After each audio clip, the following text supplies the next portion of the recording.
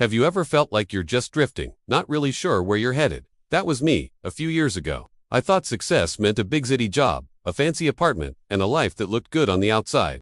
My family, they lived a simple life back in our small hometown. I loved them, of course, but I always felt this pull to be somewhere else, somewhere bigger. Every phone call home was a mix of love and a little bit of guilt. My mom would ask when I was visiting next, her voice full of warmth. My dad would tell me about his garden, the tomatoes finally turning red. And my younger sister would be bursting to tell me about her school play. I'd listen, smile, but a part of me felt disconnected, like I was watching their lives through a window. I was so focused on climbing my own ladder that I didn't realize what I was missing.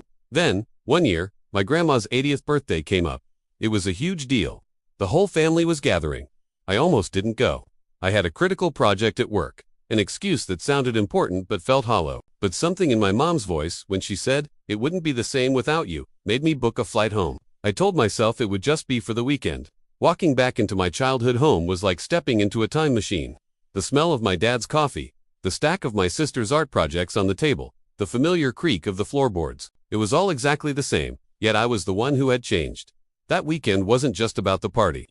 It was about rediscovering the little things. It was laughing with my cousins until my stomach hurt, remembering silly childhood secrets.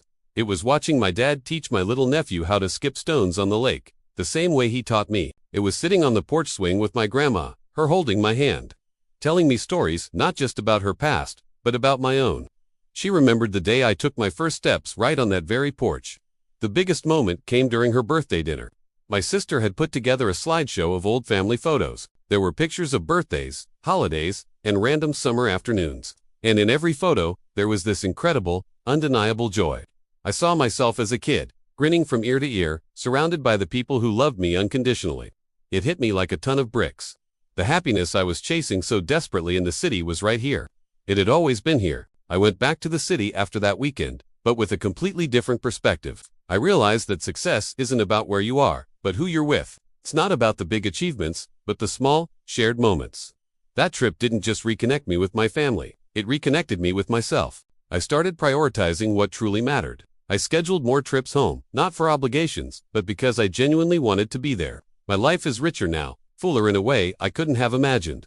It's filled with love, laughter, and the unwavering support of my family. So, if you're ever feeling a bit lost, maybe the map you need isn't one that leads to a new place, but one that leads you back home, back to the people who are your true north. Thanks for listening to my story. If it resonated with you, I'd love it if you'd subscribe and join our community. See you in the next one.